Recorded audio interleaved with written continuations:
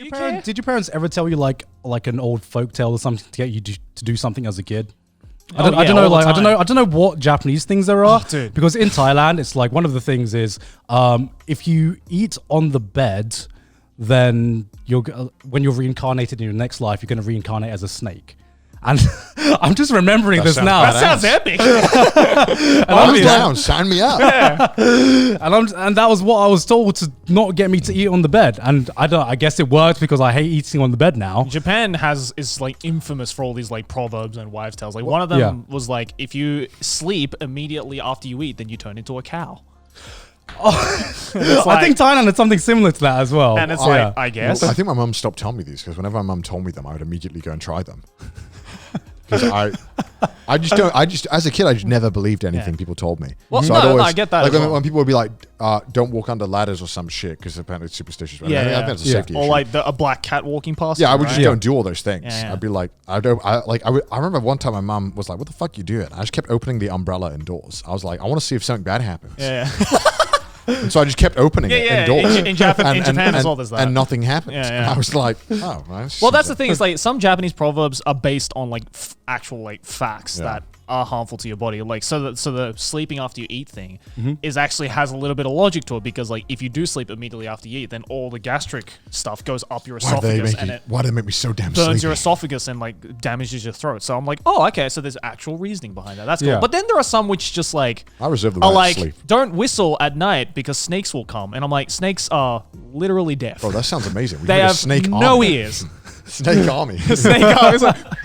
Well, yeah, because how snake charmers there, it isn't from the music, it's from the movements of the guy. From the vibrations. Yeah. Right. No, the movements It's of the guy. literally the movement of this. Yeah, the movement of the guy that they follow. How did snake charmers like start? Like, I completely felt like they just wake up one day and they're like, you know what? I want to charm some snakes. I got a flute.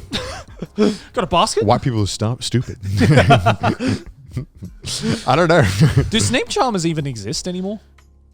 You don't really charm them, do you? You just make them dance a little bit. Right, but like, is that like a thing that's like, is there a person out there somewhere in the world that's like, yes, I am a professional snake charmer? Probably. It's probably your mouth breather. Why?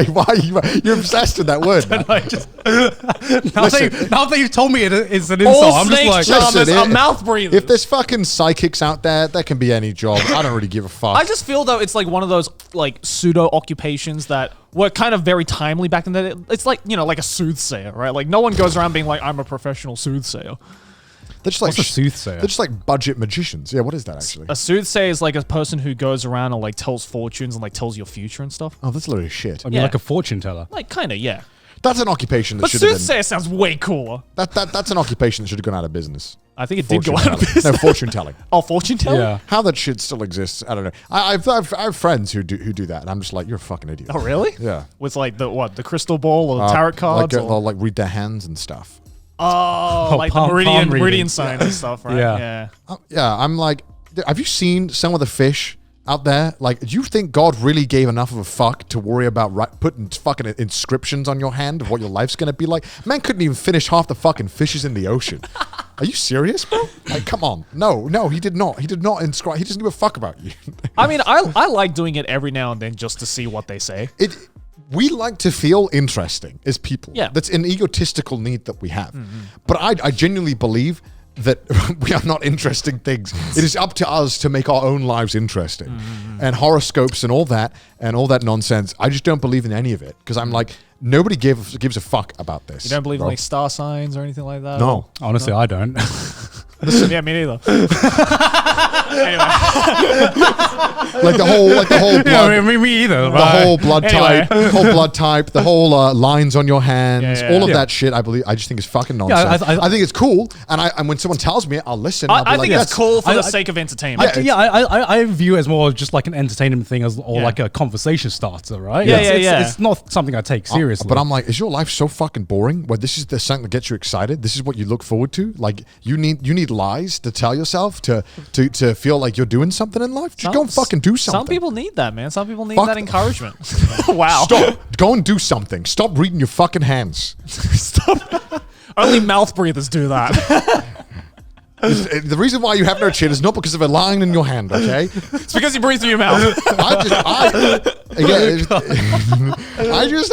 Connor's like, fuck reading your hands, but please breathe through your mouth. Yeah. That's real. I think that you could, like, there is behavior that you can do that can affect your health and your body. Yeah. Right? That's I feel like that's fair to say. Yeah, I mean, like, I think that no mystical entity decided to carve some fucking lines in your hand and that would decide how your personality was going to be. No, fuck no. I mean, yeah, there is a clear difference because I feel like there is a lot of little things you just don't know about your body, and then you don't figure it out until you hit like 30 or something. Yeah. And then you realize, oh. We also don't know a lot of stuff about the human body. We're still like barely understanding how the mind works, you know? Yeah.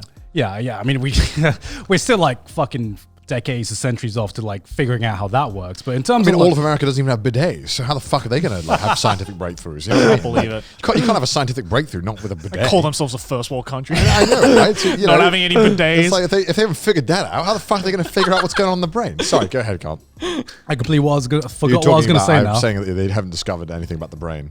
No, it's just like part of like growing up and growing into like your 30s, I guess, is just realizing that sometimes you just have a problem with your body. And like as a kid, I thought everything's fixable. Everything will go back to normal eventually. Yeah. And then you don't realize that sometimes you just have a problem and then you just learn to live with it. I guess it's pretty much sad. Yeah. Like it's like you just kind of hope that you don't get a problem that's too insufferable. Life-threatening. Yeah. Or like kidney stones. Fuck, if I get those, fuck. Oh. Yeah, like everyone around my age just starts talking about their knees, and luckily enough, I haven't felt anything about my knees yet. But it's I'm just like like lower back pain, knees, like neck pain, headaches. It's just like God decided, all right, everyone gets a debuff at 30. Everyone gets a different one, you know. It's like the moment you turn 30, just God comes to your sleep and just clocks you in the knees. It's like, you're 30 now.